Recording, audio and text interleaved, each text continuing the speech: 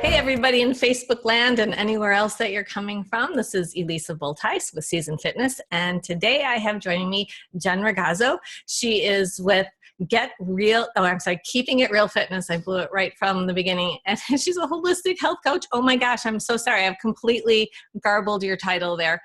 No worries. Introduce yourself, and at the end we'll tell everyone how they can get a hold of you if they'd like to do some work with you with their food planning. So today we're going to talk about how we can help maintain hormone levels with food, and a few tips on how to do that naturally so that you feel better right away. All right, Jen, maybe you can rename your company so that you got it. It's Keeping It Real. And one of the reasons that I came up with that name for my company is because I really believe very wholeheartedly in the importance of putting real whole foods in our body. We're talking today about hormone balance and how you can feel better during these menopausal years.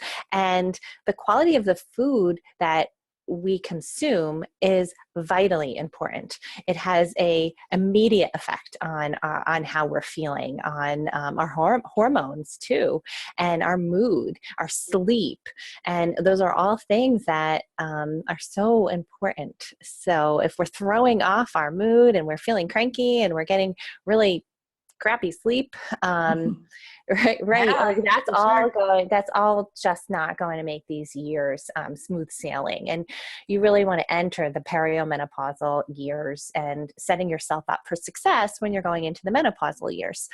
So on that note, one of the first things that I work with clients when they want to make changes, especially when I have women coming to me during these seasons of their lives, they come to me because they want to lose weight, they want to gain more energy, they want to sleep through the night.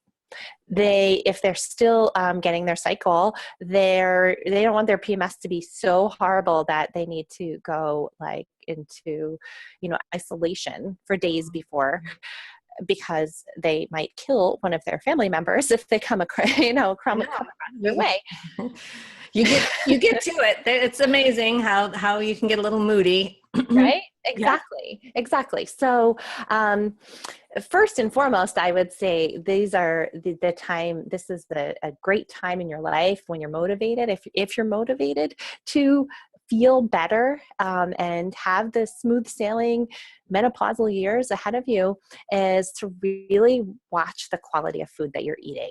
Processed foods, I mean, I don't need to say it over and over again, but processed foods really do our body more harm and very little good, I would say. No good. But and I'm not saying that you can never, ever go out to dinner or never have a potato chip or a piece of pizza again.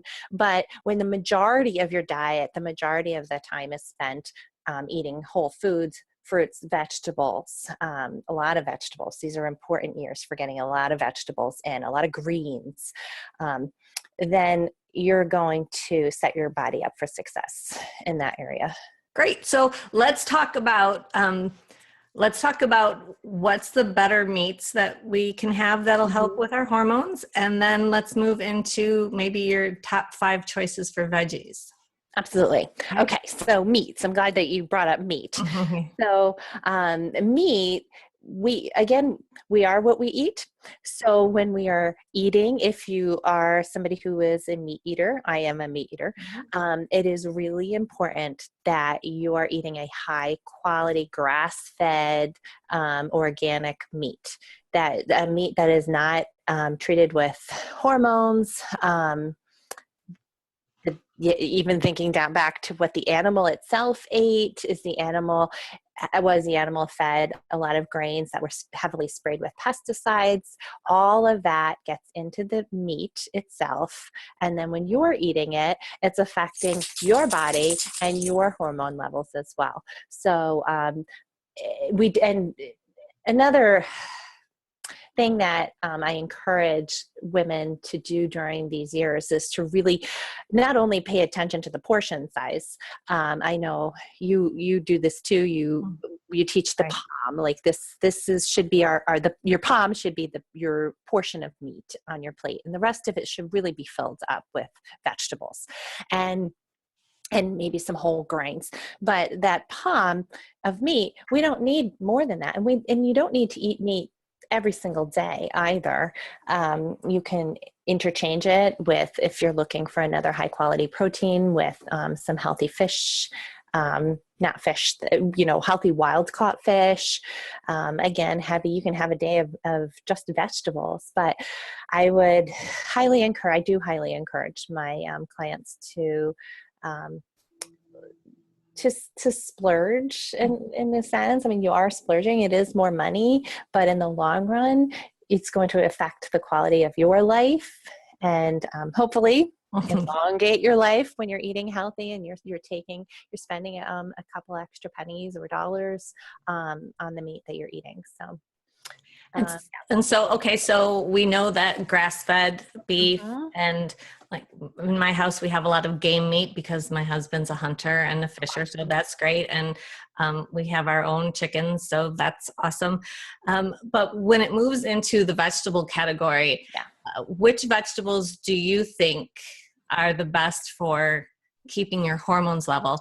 And then I think a lot of people don't realize that there is protein in some vegetables, and maybe you could share that with absolutely. Mm-hmm. So that you don't always have to be eating a pile of meat in your plate and still get the protein you need in a day.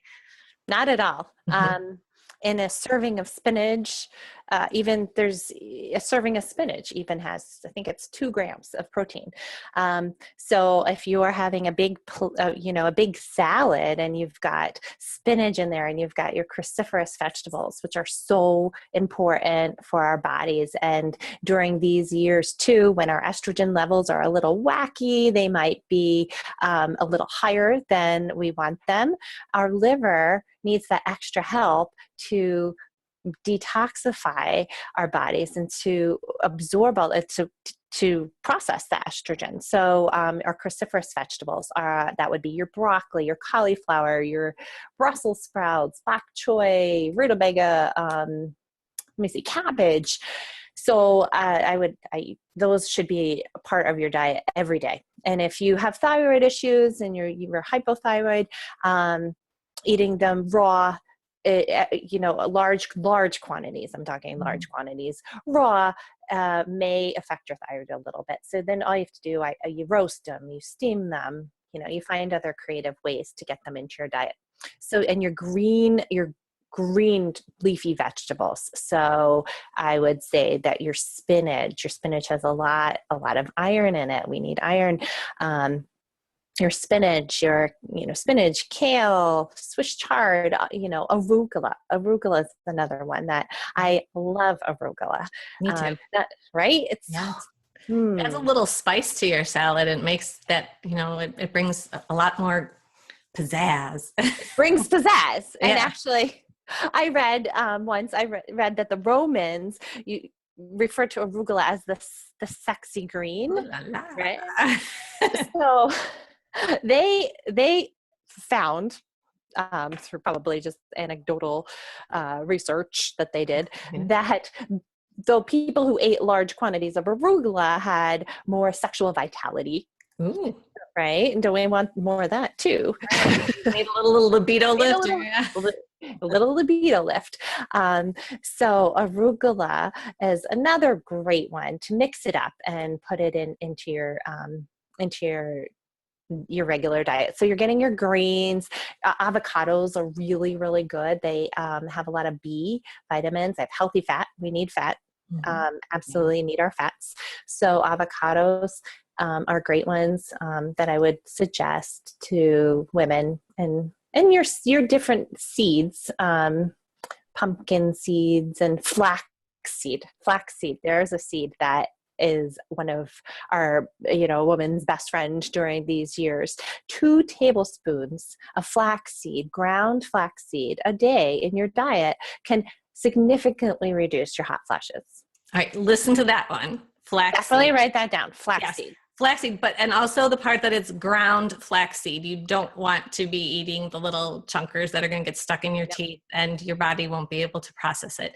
I found, and I don't know if this was for you, I buy them and then I grind them in an old coffee grinder that I got years ago from Gloria Jeans. And so that way the seed also doesn't go rancid as fast. So you can keep going back and forth with your powder. But I personally did not know that was good for hot flashes, but I'm going to up my flax intake. I know it's good for the digestion for sure. It is.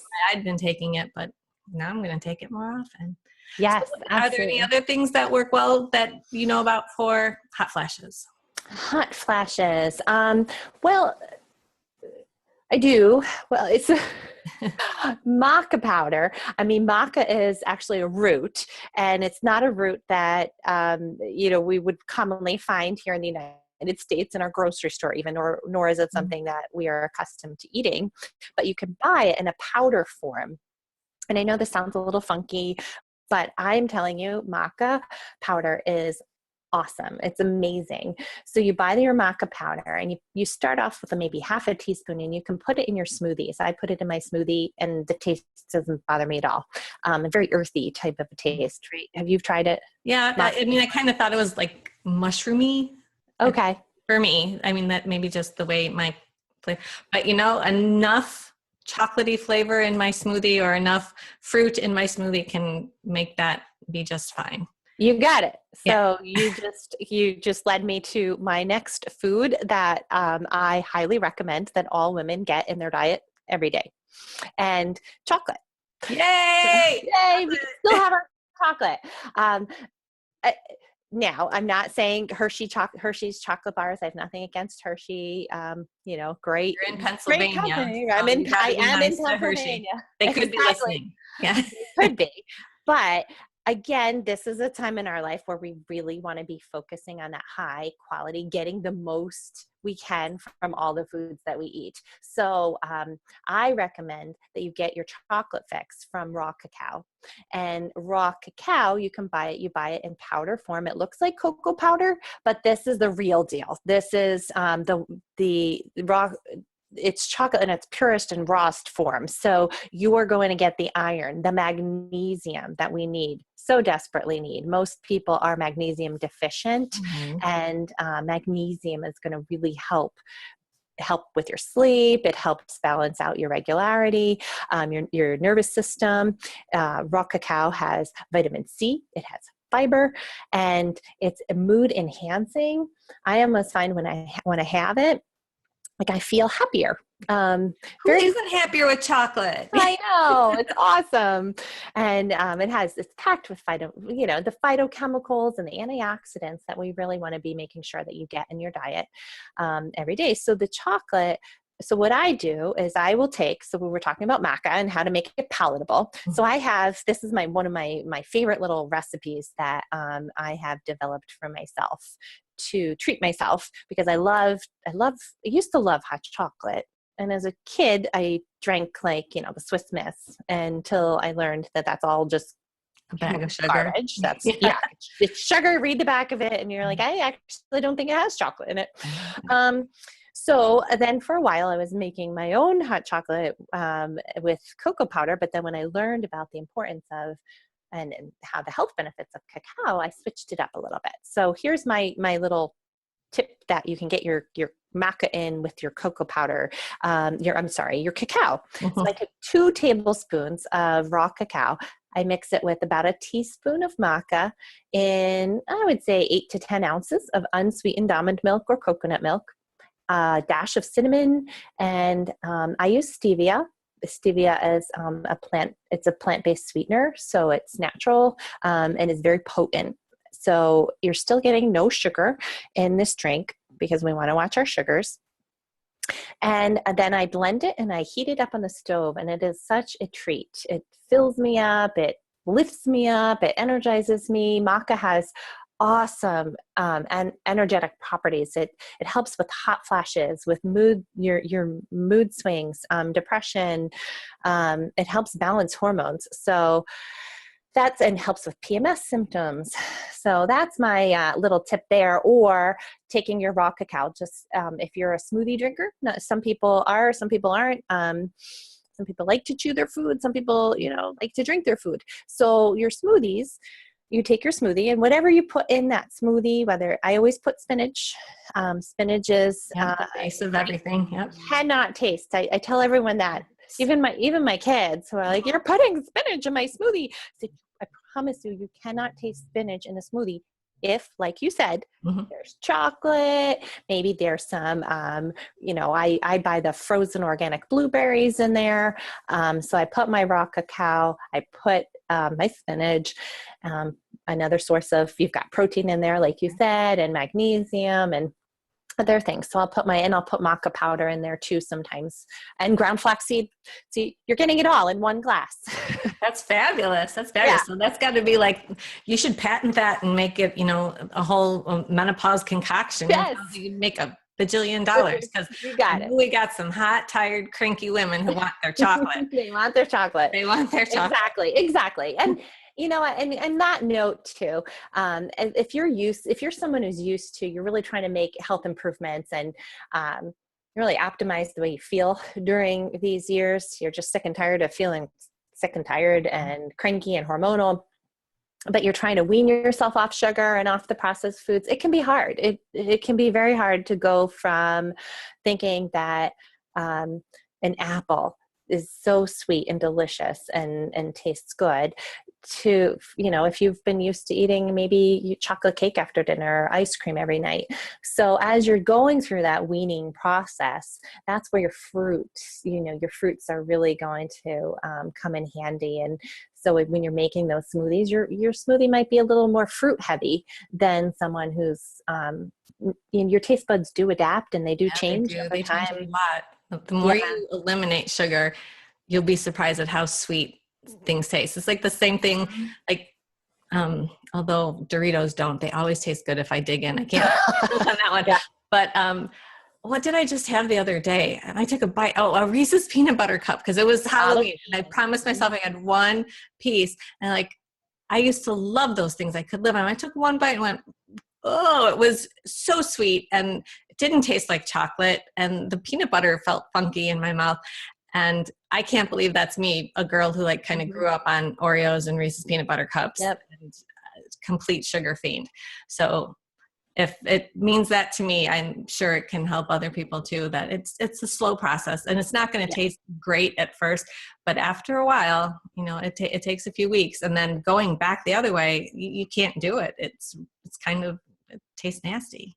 It does. Absolutely. I'm completely with you. I tasted the same thing, same experience on Halloween where I tasted that Reese's peanut butter cup. And I actually was like, I would have rather just had my, natural unsweetened peanut butter mixed, with some raw cacao. I mean, I make myself these little concoctions all the time that they meet my, maybe a sweet tooth in a sense, but that stuff is too sweet. But when you're starting out, you gradually get there, but you get there by weaning yourself, and you wean yourself stick to the whole foods. If you're going to eat more fruits in your diet right now as you're easing yourself off, and fruits are great, but there's still a higher sugar content at the end of the day. So, but I just encourage my clients to just first start with small and start with switching over to trying to add in more vegetables. You don't need to completely eliminate food groups, but you want to try and crowd them out. And by crowding them out, you're starting with your really big salad, getting in a lot of greens, a variety of greens and vegetables. And so you're starting out with your salad, and then maybe you have your pizza. But you're not going to eat 3 pieces of pizza. You're going to eat 1 piece of pizza because now you're full. You've packed in stuff. So same with we were talking about how to make a really awesome hormone balancing smoothie. Right. Maybe at first you are putting in banana and a whole banana and blueberries and a scoop of peanut butter. You have a lot of stuff going on in your smoothie. Oh, my phone's ringing. You're important. I'm important. And there's nobody else home to answer it. But, and over time you just, I get to a place where I put in an avocado in my smoothie now. Right. I think that's disgusting because that's not very sweet, but it took me time to get there. Right. So. And I think, and that's kind of where I'd like to close on this anyway, Yep. is that it's all steps. Perfection isn't going to happen tomorrow, but if you start including more and more vegetables in every meal, and that's always what I've been doing with my clients lately, is how can you get vegetables into every meal of your day? Because people don't think of it for breakfast, and if they're having a sandwich for lunch, they're not getting any vegetables there, and then maybe they throw a salad in with dinner and a side of a vegetable, and so they're still really short on the vegetables. So, and I know Jen and I are like two peas in a pod when it comes to this. Yes. It's just, you take your time, you make one change at a time, maybe two, get used to it for a few days, and then try another and try another. We were both talking about eating Reese's peanut butter cups and liking them at one point. So it's not like we were born and we're like, oh, I'll never eat that nasty. Yes. That's not what we're saying. I still enjoy pizza. I have an occasional beer.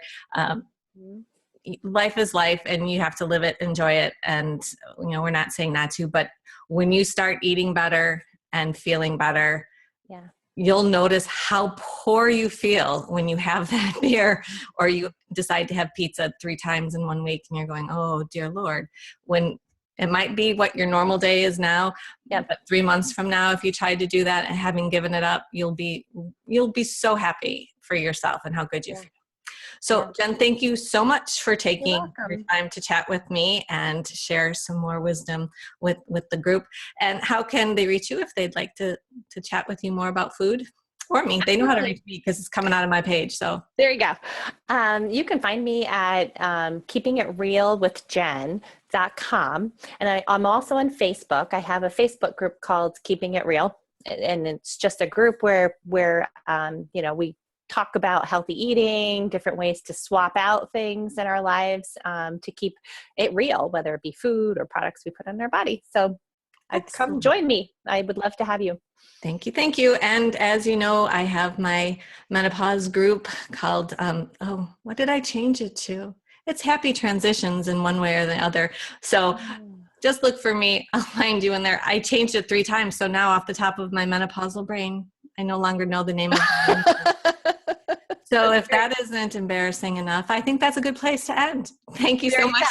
Right, bye-bye. Keeping it real, right? Keep it real.